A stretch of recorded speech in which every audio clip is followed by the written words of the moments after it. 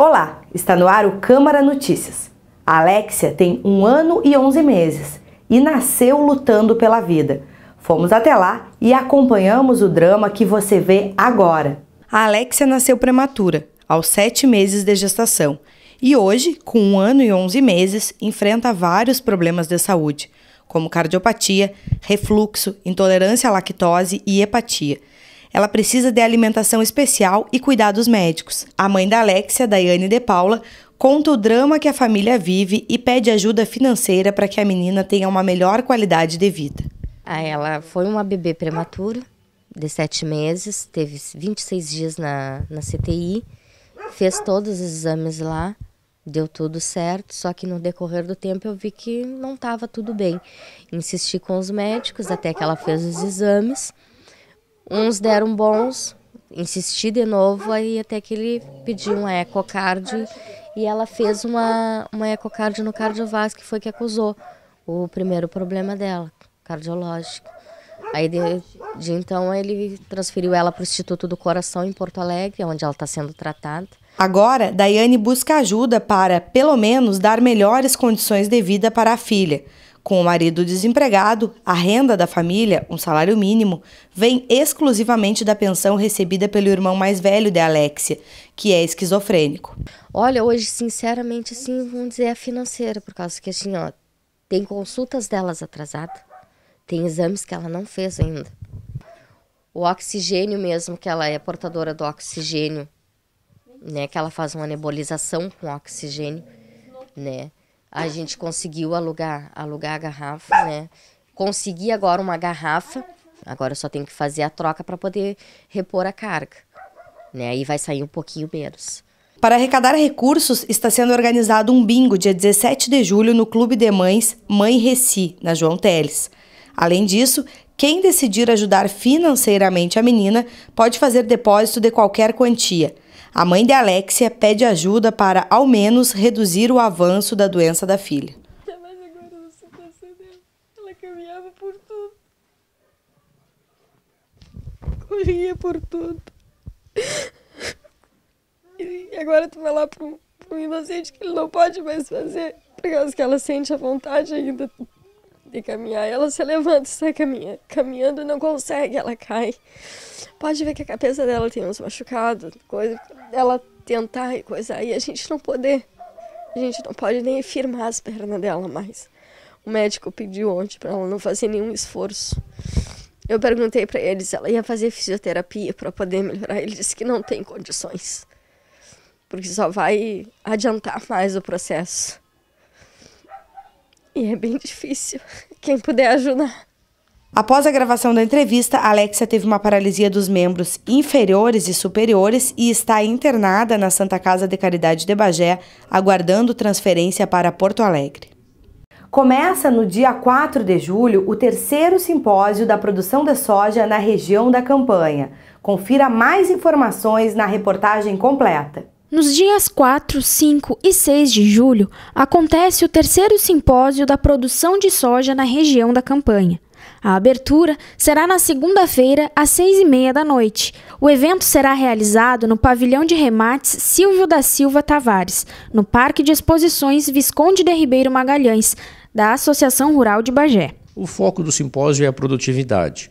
Então, nós escolhemos temas que são ferramentas que os produtores podem utilizar e devem levar em conta essas informações para obter melhores produtividades. Também um foco no desenvolvimento regional, nas primeiras palestras da segunda-feira, no dia 4, onde será apresentado um estudo pelo economista da Farsul, Antônio da Luz, da agregação de valor e do desenvolvimento gerado pela cultura aqui na nossa região.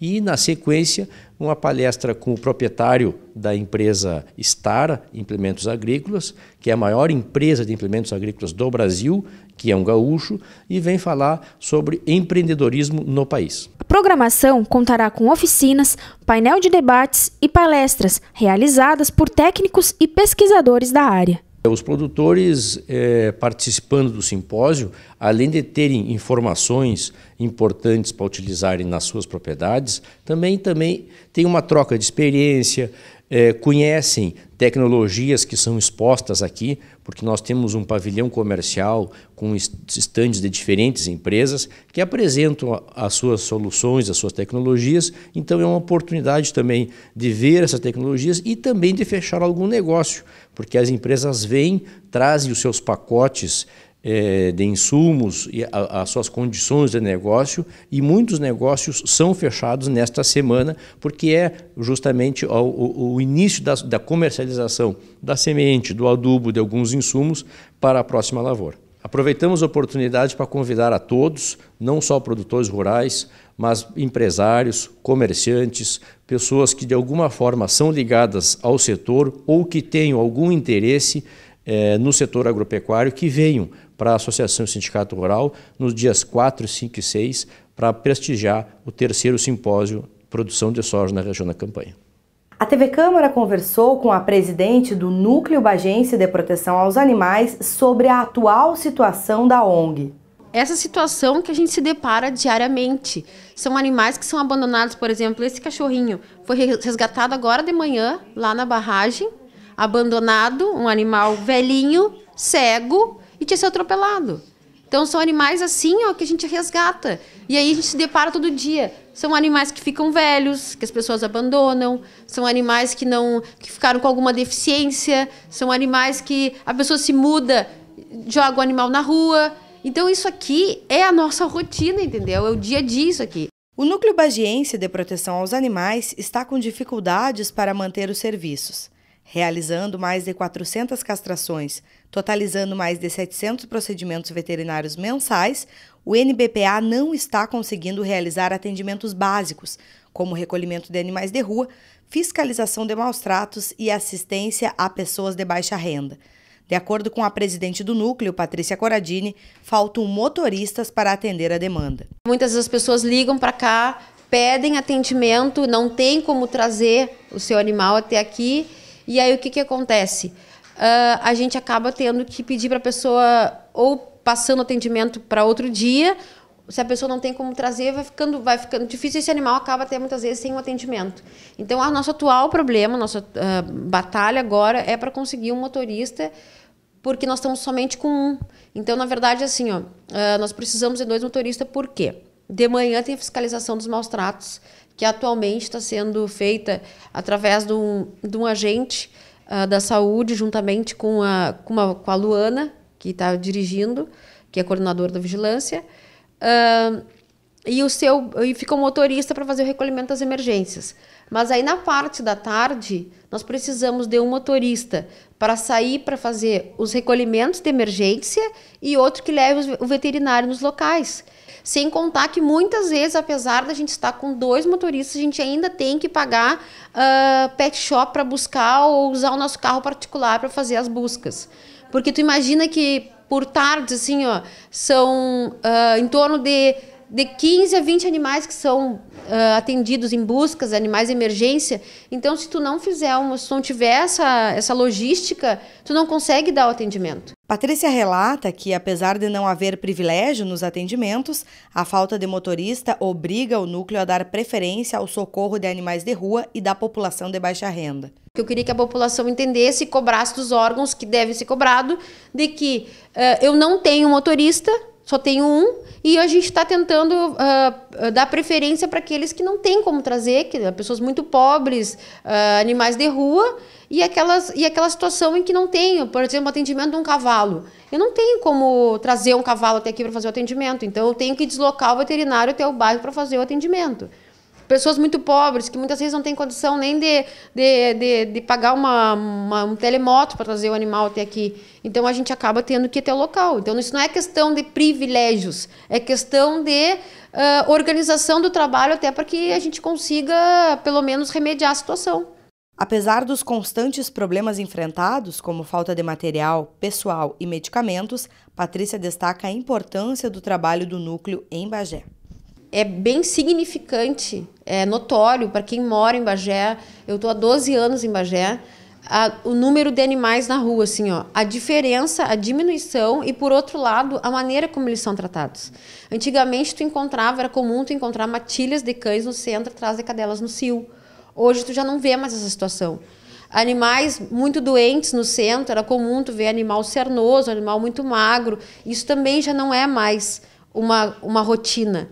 E a gente conseguiu, o núcleo conseguiu fazer, através do trabalho, das parcerias que se fez, a gente conseguiu mudar um pouco a cultura das pessoas com relação ao trato com os animais. Tanto que é muito comum a gente ver os cães comunitários todos estão castrados, e aqueles que não estão, as pessoas buscam a castração. É comum a gente andar no centro da cidade, em bairros, tu vê o potinho da água, o potinho da ração. A função também que veio como um suporte para ajudar as casinhas amarelas, que é um projeto da Estefânia, que veio complementar esse trabalho, que muitos animais comunitários não tinham casinhas e através do projeto se conseguiu. Então, eu acho que a gente deu um grande avanço na cidade de Bagé. Apesar de ainda se precisar muita coisa, tem que avançar, em relação a outras cidades nós estamos bem à frente. Tanto que o trabalho que é feito hoje em Bagé, ele é um trabalho referência no Brasil. A gente recebe visitas de todos os locais do Rio Grande do Sul e do Brasil para conhecer. E o que diferencia dos outros locais, porque muitos locais só têm a castração, outros locais só têm atendimento de emergência, outros têm abrigo para animais que não podem ficar nas ruas, animais mutilados. Então é um trabalho que é bem completo. Além da atenção a cães e gatos, o Núcleo Bagiense de Proteção aos Animais também está levantando a bandeira pela extinção das carroças com tração animal, através de um abaixo-assinado disponível no site do NBPA. Nós vamos fazer um trabalho inverso. O núcleo vai lá pressionar o legislativo para entrar com o projeto. Nós vamos pedir com que a comunidade, através do abaixo-assinado, se demonstre que apoia, que não é só um projeto, não é um movimento do núcleo, entendeu? Que é um movimento da comunidade que vem representar através do núcleo, uma iniciativa popular que vai fazer com que haja extinção. Porque não é possível, esses dias mesmo a gente teve a situação de um animal que caiu na via pública com a carroça carregada. Então é muito comum os animais apanharem muito derrelho. A gente recebe denúncias direto de carroças muito carregadas, animais que trabalham em excesso. Nós estamos no ano 2016, não é mais possível que ainda se veja animais puxando, atrelados a carroças, muitas vezes maltratados. Então está na hora, acho que, de nós começarmos mais uma vez a fazer uma mudança em Bagé. O abaixo-assinado está disponível no perfil do Facebook do NBPA. Adoções e doações podem ser feitas no Centro de Atenção aos Animais. Mais de 20 quilos de drogas já foram apreendidos em Bagé esse ano.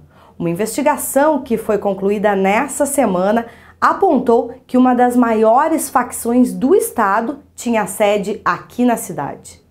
A sede de uma das maiores organizações de tráfico de drogas do Rio Grande do Sul ficava no bairro Passo das Pedras, em Bagé. O grupo começou a ser desconstruído ainda em 2015. A Brigada Militar, Polícia Civil e Polícia Rodoviária Federal se uniram para conter a ação dos traficantes. O ponto alto da operação foi no dia 29 de abril desse ano, que resultou na prisão dos líderes da facção. A investigação foi concluída nessa semana e apontou 31 pessoas envolvidas direta e indiretamente no crime. A maioria são moradores de Bagé.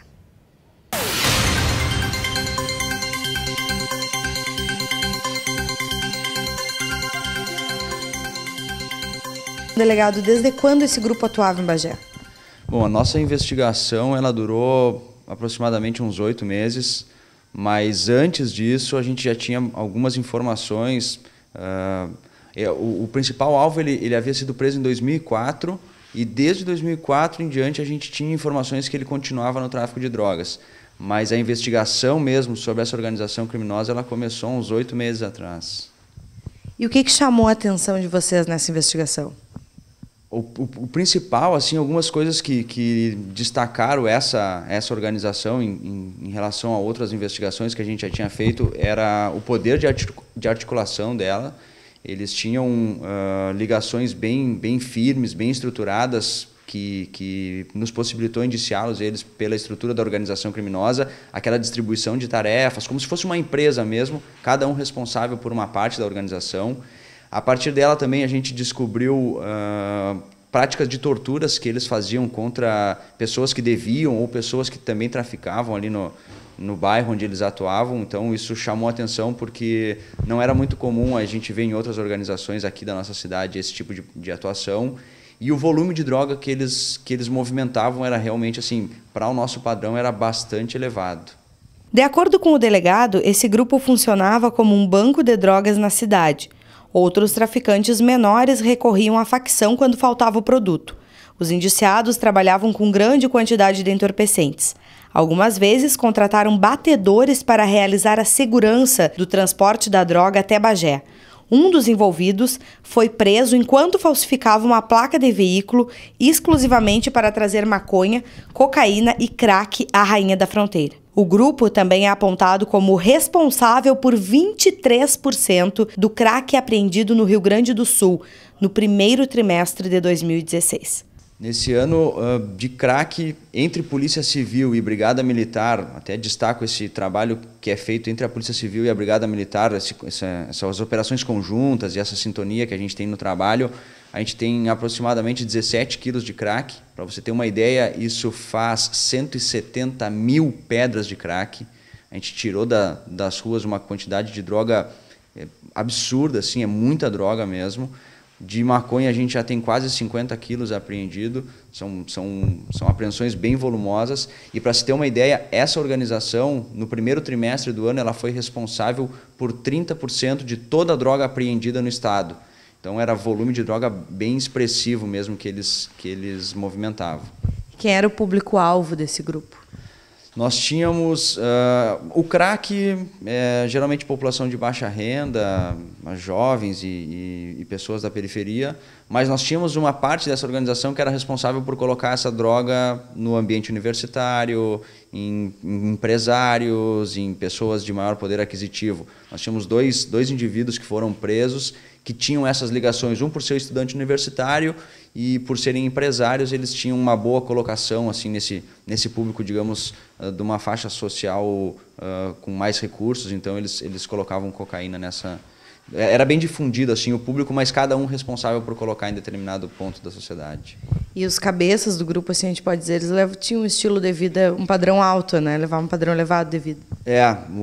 A residência do nosso principal alvo, do líder da organização, chamou a atenção porque era uma boa residência, embora fosse num bairro mais afastado do centro, mas o padrão dela era bom. A quantidade de veículos que a gente apreendeu foram 22 veículos identificados que pertenciam a essa organização, então é um patrimônio bem considerável que a gente conseguiu recuperar e apreender. E todos se mantêm presos desse grupo? Os principais líderes, sim. Os principais líderes que foram os principais alvos da operação. Durante a investigação, algumas pessoas foram presas. No dia da operação, outras pessoas foram presas. Algumas foram colocadas em liberdade. Mas os líderes da organização criminosa estão todos presos e respondem o processo preso. E o que vocês analisam que já mudou no cenário do uso de droga em Bagé desde então? Uma coisa que nós identificamos durante a operação foi uma redução na colocação de droga na cidade, em razão das prisões, em razão das grandes apreensões. As pessoas que eram responsáveis por trazer a droga para Bagé, elas sentiram que o ambiente aqui era um pouco hostil para trazer droga, então eles diminuíram a colocação de drogas, isso a gente conseguiu comprovar na investigação criminal. O preço da droga aumentou em Bagé, porque como a demanda continuava grande, mas a oferta era pequena, o preço da droga, em alguns casos, chegou a dobrar o custo da droga para trazer para cá. Nós identificamos também que, quando foi feita a operação, no dia 29, a partir daquele dia, sendo preso o principal líder, outras pessoas tentaram tomar o lugar dele. Então, começou a haver uma disputa por território na cidade, em que algumas organizações, algumas quadrilhas, alguns grupos tentaram suprir aquela demanda que existia na cidade. E aí a gente iniciou novos trabalhos, fez novas apreensões de droga, justamente para tentar não deixar que esses grupos tomassem o controle do tráfico. Na terça-feira, 28 de junho, a DEFREC realizou a maior apreensão de crack da história de Bagé. A operação conjunta com a Polícia Rodoviária Federal e o Canil da Brigada Militar tirou de circulação 7 quilos da droga, que estava em posse de uma menor de 16 anos. O volume renderia até 70 mil pedras do entorpecente. Além do crack, a jovem também trazia para a cidade 1 quilo de cocaína. Hoje eu posso dizer, com base nas investigações, que a gente tem um ambiente muito mais favorável para que não se tenha um consumo e uma oferta tão grande de droga na cidade quanto há um ano atrás. O Câmara Notícias fica por aqui. Voltamos semana que vem com mais informações.